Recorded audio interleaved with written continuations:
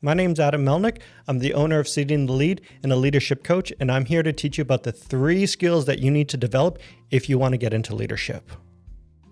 It's really funny how this conversation kind of came about. And it was from somebody that came up to me and they said, "Hey, Adam, I want to be a manager. I don't even know where to start. And what would you recommend?"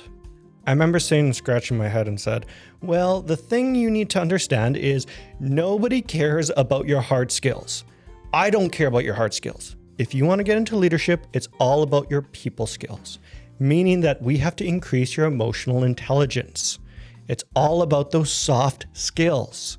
And so before I even throw you into a leadership role, before we get you out there and just dealing with people and managing a team, really there are 3 skills that I want you to develop before we start hunting for those roles, because those roles are quite easy. Like if you want to get out there and just start practicing leadership, honestly, there's so many opportunities for you.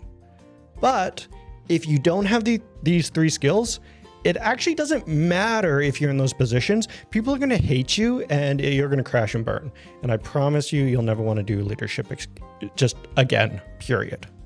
And that's really where we get into the first skill.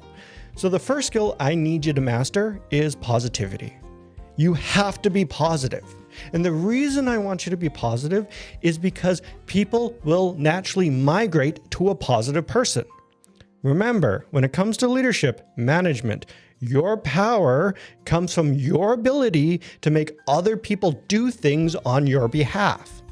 If people don't like you, if they think you're too negative, they're not going to do what you want them to do, which means that we need to be positive to encourage them to come to us, to follow us, to be around us.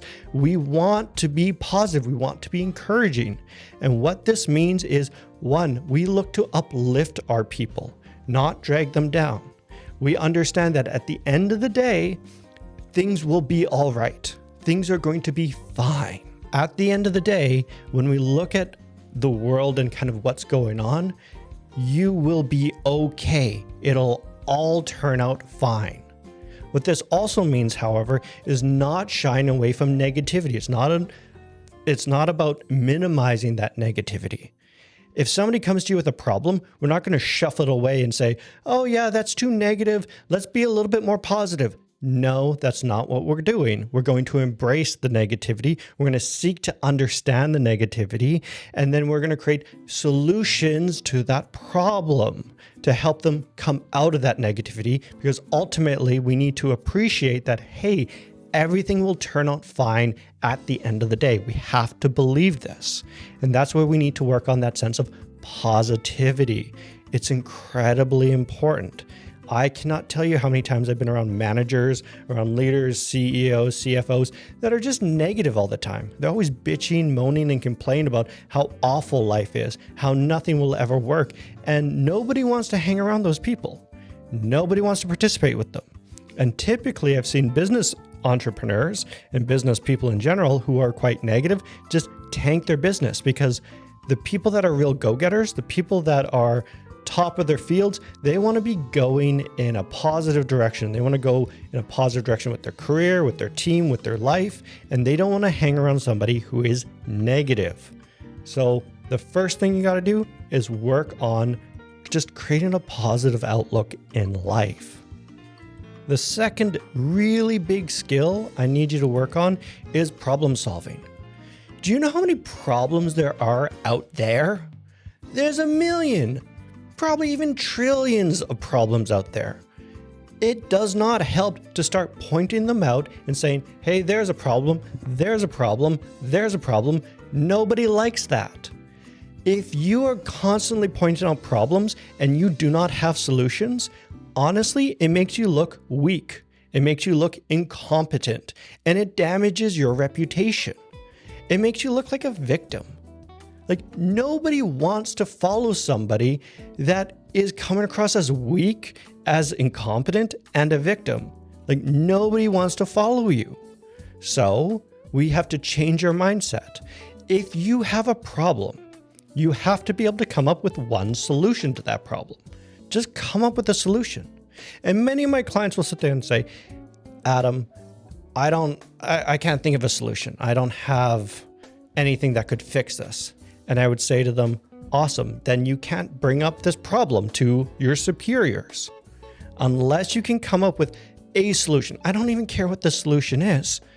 Like, you can't bring that problem up because at the end of the day, if you have managers, if you have leadership, they have a million different problems, and you bringing one more problem to them is just going to tick them off because they say, I have a million problems and you're giving me another problem. So that means you are a problem.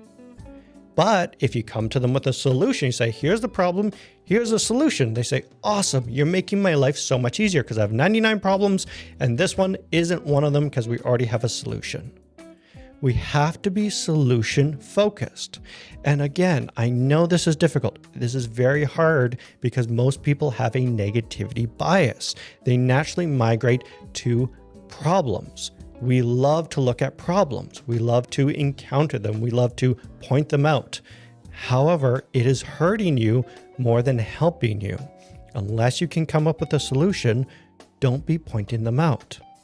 And yes, I know at the end of the day, there are problems that have no solutions. However, that's a conversation for another day, for another video, side note, that we're not going to get into because unless you can even start looking at solutions, you'll never understand which problems have no solutions and you need to manage and which ones you can actually fix.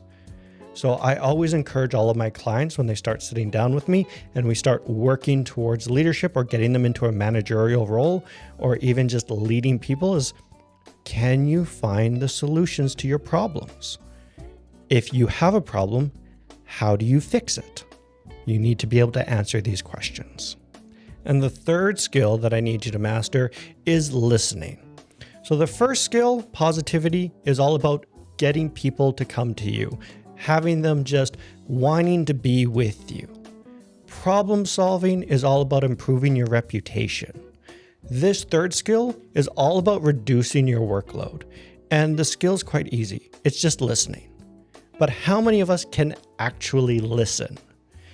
It pisses me off because when I often sit with people and they say, I'm a good listener. After listening to them, I can safely say they are not a good listener at all. How do I figure this out? Easy. When we look at listening, there's 3 levels, level 1, level 2, and level 3. Level 1 listening is all about me. What do I want? What do I feel about what's being said? How do I want this conversation to end?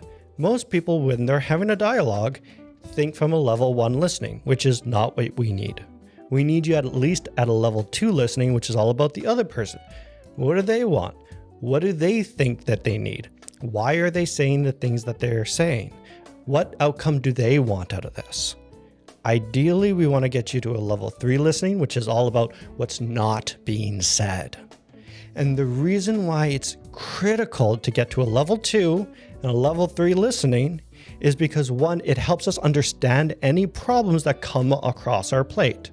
So for example, if you have 2 people coming to you and they have a conflict with each other, by listening, we can understand what the problem actually is and then tailor solutions to the problem as opposed to just jumping in trying to solve it, be that problem solver, and then all of a sudden things fall flat and we never solve anything. It's like, why, what happened? It's because we didn't listen and we didn't understand the actual problem. And then 2, by listening, when we're talking to the other person, they will provide answers to their own problems.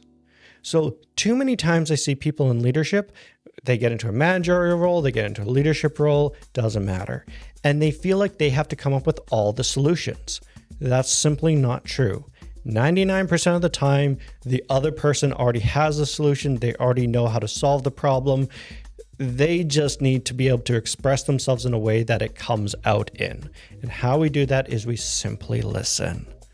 For example, I was working with a staff member that was talking about a very cantankerous patient that they were seeing, and they had no idea how to get this client to agree to a medical procedure.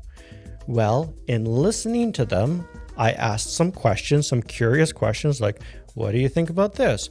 What happens if you did that? And they were able to answer their own problem and come to a solution to get the client to agree to the medical procedure.